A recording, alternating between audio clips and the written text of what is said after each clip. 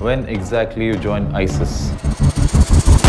ISIS कब join किया ये जानने के लिए क्यों ज्वाइन किया और कैसे ज्वाइन द किया। केरला स्टोरी के शुरू में हमें दिखाया जाता है कि ऑफिसर्स उस लड़की को बोलते हैं कि तुम खुद सीरिया जाना चाहती थी और अपने देश के खिलाफ जंग करना चाहती थी।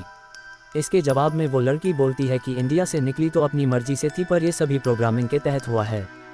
जैसे कोई अदृश्य रिमोट से कंट्रोल कर रहा है। वो अकेली का शिकार नहीं बनी, बल्कि हजारों लड़कियों के साथ ऐसा हुआ है। वहीं दूसरी तरफ उनका सफ़र रुकता है अफगानिस्तान के हिंदुकुश माउंटेन रेंज के एक गांव में।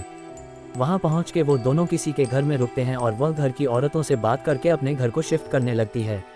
अकेला शालिनी 2 साल पहले केरल में थी अपने परिवार के साथ। उसकी माँ और दादी वह अपने कॉलेज के लिए अपने घर से दूर जाने वाली है और उसकी माँ और दादी उसकी फिक्र कर रहे हैं, पर उतनी ही सपोर्ट भी।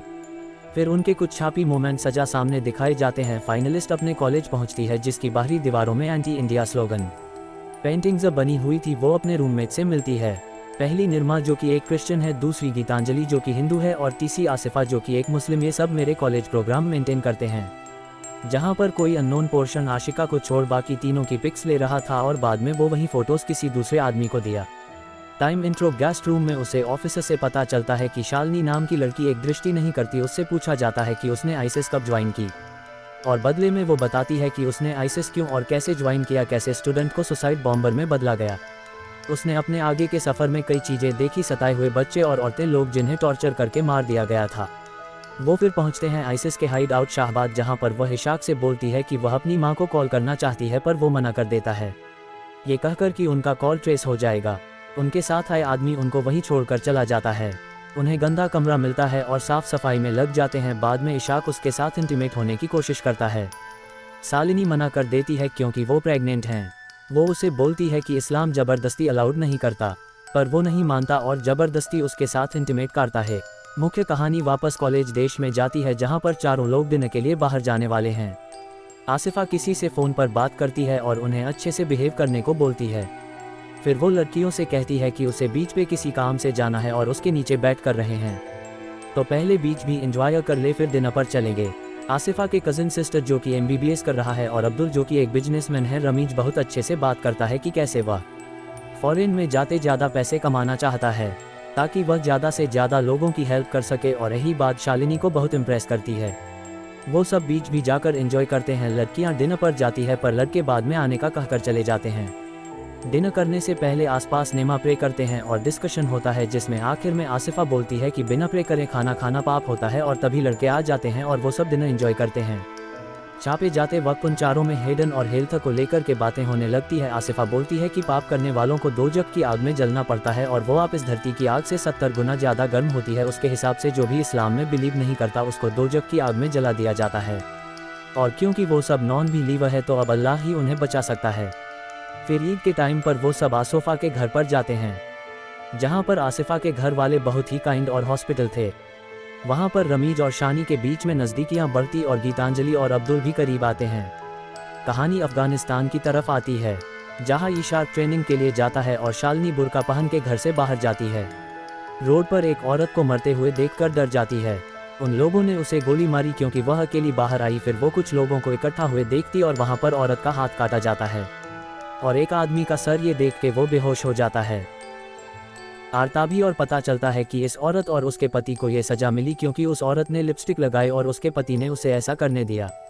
वही कौरव शाजिया के साथ घर की तरफ आती है, जो कि सज़ा देने वाले की बीवी है, इसलिए वह अकेले रखती है। कहानी वापस आहा पर जाती है। वो 2 आदमियों से मिलने आई थी और वहाँ रमीज अब तो और 2 और आदमी थे। फिर उन्हें वीडियो दिखाया जाता है जिसने किसी तरह के ड्रग्स इन्फाइनमेंट के बारे में बात हो रही थी, जो उन्हें भूख प्यास और नींद से बचाएगा। फिर वहां बैठा एक आदमी उन लड़कियों को वह दवा देने को बोलता है, उन्हें आइसोलेट करके उनसे फिजिकल रिलेशन बनाना और उन्हें प्रेग्नेंट करने को बोलता है। दूसरा आदमी उन्हें पैसे देकर के जल्दी से जल्दी काम खत्म करने को बोलता है।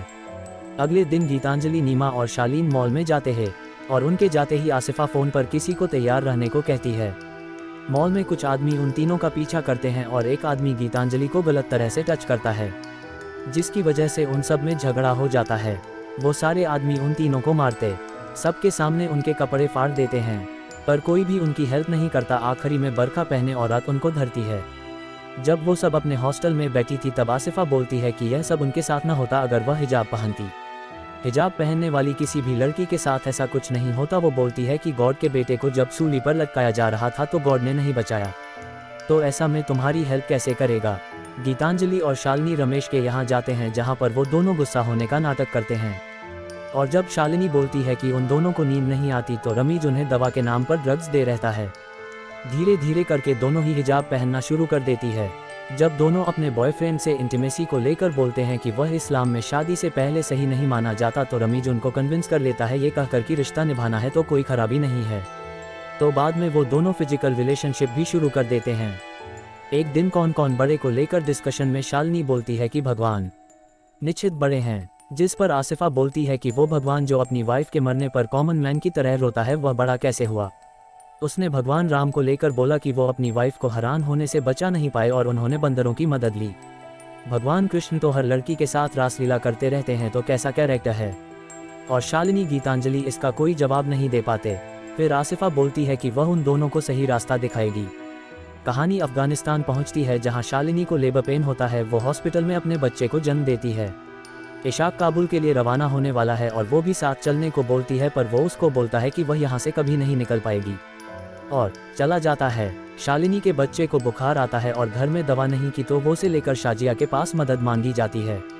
फिर वो रिक्वेस्ट करती है कि उसे एक कॉल करने दे अपनी माँ के पास। बहुत रिक्वेस्ट के बाद शाजिया उसे एक औरत के घर ले जाती है जिसके पास छुपा हुआ फ़ोन था। वो औरत बहुत रिक्वेस्ट के बाद अलाव करती है। शालिनी एक मैसेज ड्रॉप करती अपनी रीजनल लैंग्वेज में और वो कहाँ है ये भी बता दे दिए ताकि उसे हेल्प मिल सके। वो लोग पीछे के रास्ते से निकलते हैं, पर उस औरत का पति फ़ोन के बारे में जान जाता है और उसे मार देता है। वापस कॉलेज देर में जाती है जहां से उन्हें उनकी फैमिली के खिलाफ भड़का रही थी। वो दोनों अपने अपने घर जाते हैं और उनके पेरेंट्स उन्हें देखकर शॉक रह जाते हैं। दोनों ही जल्द ही कॉलेज वापस चले जाते हैं और उन दोनों आदमियों के यहाँ जाती है इस्लाम के बारे में लेक्चर लेने के लिए। वहाँ वह भाग्य लक्ष्मी से मिलती है जो मुस्लिम लड़के से प्यार करती है और शादी करना चाहती है, पर पेरेंट्स के मना करने पर यहाँ पर आई है और उसकी जैसी और भी लड़कियाँ रहती है। वो बोलती है कि वो प्यार के लिए कुछ भी कर सकती है। तभी शालिनी को नो फील होता है और पता चलता है कि वो प्रेग्नेंट हैं। रमेश शादी करने से मना कर देता है क्योंकि उसके सामने हिंदू लड़की से शादी नहीं करने देगी और अगर इस्लाम अपनाया ही तभी वो शादी करेगा। शालिनी डर जाती है, पर अपने बच्चे और प्यार के लिए और आसिफा के बार बार बोलने पर रेडी हो जाती है। दूसरी तरफ अब्दुल भी बराबर गीतांजलि को सीरिया बहुत खूबसूरत है ये सब कह के सपने दिखाया करता था और उसकी पर्सनल फोटो मारा करता था जिसे गीतांजलि भेज भी देती थी। अफगानिस्तान में आके दोनों शालिनी को बताते हैं कि इशाक शहीद हो गया और शालिनी शाजिया के पास डरी हुई पहुंचती है।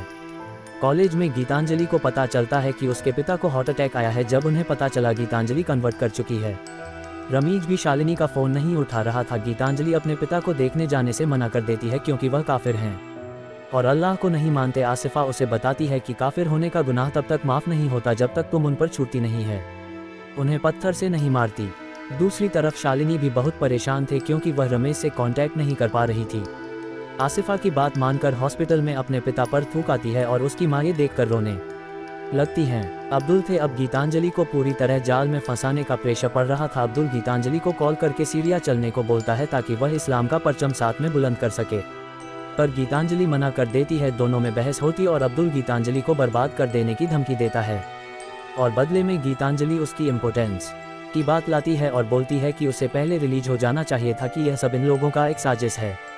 अब्दुल को गुस्सा आता है और वो गीतांजलि की फोटोज को फैलाने की धमकी देता है।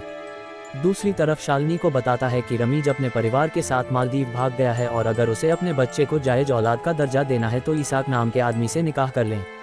ये सब होते हुए रमेश देख रहा था और मुस्कुरा रहा था। अपने बच्चे का सोच के शालिनी को हाँ करना पड़ता है। वहीं दूसरी तरफ गीतांजलि अपने घर वापस चली जाती और वापस उस जगह न जाने का बोलती है। शालिनी इशाक से निकाह कर लेती है। उसकी माँ उसे ढूंढते हुए आती है और उसको शादीशुदा देख शॉक रह जाती है, पर वह तब भी बोलती है कि वो उसको और उसकी शादी दोनों को अपनाने को तैयार हैं। बसु उन्हें अपनी बेटी वापस चाहिए। शालिनी कोई रिस्पॉन्स नहीं करती और अंदर चली जाती और उसकी माँ को आसिफा बाहर छोड़ देती है। शालिनी की माँ गीतांजलि ग्रुप कॉल करती है जो उन्हें बताती है कि शालिनी प्रेग्नेंट है और वो सुनकर उन्हें धक्का सा लगता है।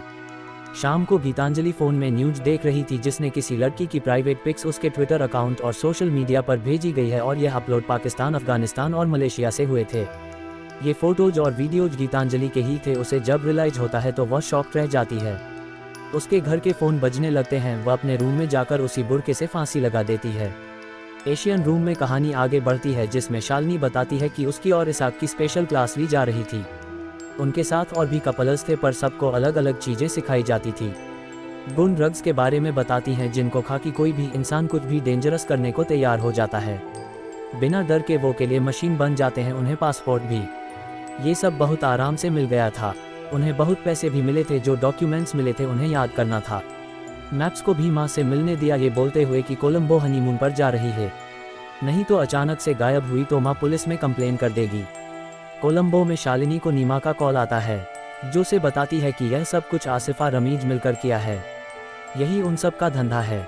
जिस आदमी से मिलने के लिए शालिनी ने उसको कहा था, उस आदमी ने जब ये देखा कि वो नहीं मानेगी तो उसके ड्रिंक में ड्रग्स मिलाकर उसके साथ बेहोशी में इंटीमेट हुआ। 20 से भी ज़्यादा लोग उसके साथ ही किया करते थे। गीतांजलि के सुसाइड के बारे में जानकर शालिनी शॉक रह गई। कैसे अब्दुल ने की सांस ली और उसके परिवार को बर्बाद कर दिया। शालिनी बाद में कॉल करने का बोलकर फ़ोन कट कर देती है। उसके अंदर अल्लाह के गुस्से को लेकर इतना डर बैठ गया था कि उसने कुछ न करने का सोचा। नेमा लव जिहाद जैसे और किसके बारे में इंफॉर्मेशन इकट्ठा करने लगी। वो गीतांजलि के पेरेंट्स और शालिनी की मां के साथ पुलिस के बड़े ऑफिसर से मिलती है और कुछ एक्शन लेने की गुहार लगाती है। वो फर्स्ट कन्वर्जेंस के कुछ आंकड़े भी देती है। ऑफिसर बोलते हैं कि वह इन्वेस्टिगेशन करेंगे, पर कानून को सबूत चाहिए। निमा बोलती है कि वो सबूत भी लाए ही, क्योंकि उसे जस्टिस चाहिए। शालिनी और उसके बच्चे को शाजिया के पास से 2 लोग ले जाते हैं। वह उसके बच्चे को छीन लेते हैं और बंदी बनाए औरतों के बीच में उसे डाल देते हैं। वहाँ उसे भाग्य लक्ष्मी मिलती है, जो से बताती है कि यहाँ जिसका भी पति मर जाता है, वो औरत इन आदमियों की हवस का शिकार बनती है। या तो अपने शरीर से फॉर्म लगाकर मर जाओ, या अपनी आत्मा को रोज। मलबा एक आदमी आकर शालिनी को ले जाता है और फिर कई आदमी उसके साथ जबरदस्ती करते हैं। वो अंदर से पूरी तरह से टूट जाती है। उन औरतों को दूसरी जगह ले जाकर बंद किया जाता है। शालिनी अपनी मैप की नॉलेज की मदद से रियलाइज करती है कि वो लोग जा रहे हैं जो कि सीरिया और ताकी के बॉर्डर के नज़दीक है, और वह यूएस और यूएन की फोर्स स्कैंडल में शालिनी, भाग्य लक्ष्मी और एक और औरत वहां से बहुत बचके के भाग निकलती है। काफ़ी देर बाद वह रेगिस्तान की तरफ पहुंचती है और वह आदमी भी उनके पीछे ही आ रहे थे। तीसरी औरत को गोली लग जाती और थोड़ी देर में भाग्य लक्ष्मी को भी गोली लग जाती है। शालिनी किसी तरह बच जाती है। वो आदमी गुस्से में वापस चले जाते हैं। शालिनी बेहोश हो जाती है और 17 घंटे बाद गन से पोत कर लेता है। शालिनी बोलती है कि उसने अब सब बता दिया है और अगर वो लोग उसे इंडिया ले जाएंगे तो वो सबको एक्सपोज भी कर देगी। ऑफिसर्स बोलते हैं कि वो उसकी हेल्प नहीं कर पाएंगे, क्योंकि उनके पास उसके फेवर में कोई सबूत नहीं है, पर वह यहाँ के परिजन फैसिलिटी में सुकून से रह सकती है, क्योंकि उसने उन लोगों को काफ़ी इन्फॉर्मेशन दी है। वो अपनी माँ को कॉल करती है और बोलती है कि वह वापस आने की पूरी कोशिश कर रही है। फिर वो प्रिजन फैसिलिटी में चली जाती है और वहाँ वह फाइनली अपना बुर्का जलते हुए देखती है, क्योंकि वो फातिमा ने शालिनी है। एक हिंदू करेला स्टेरी आपको एक्सप्रेशन पसंद आया होगा। एक छोटा सा डिस्क्लेमर कि मूवी के एक्सप्रेशन में जो भी बताया गया है, प्लीज़ सब्सक्राइब माई चैनल।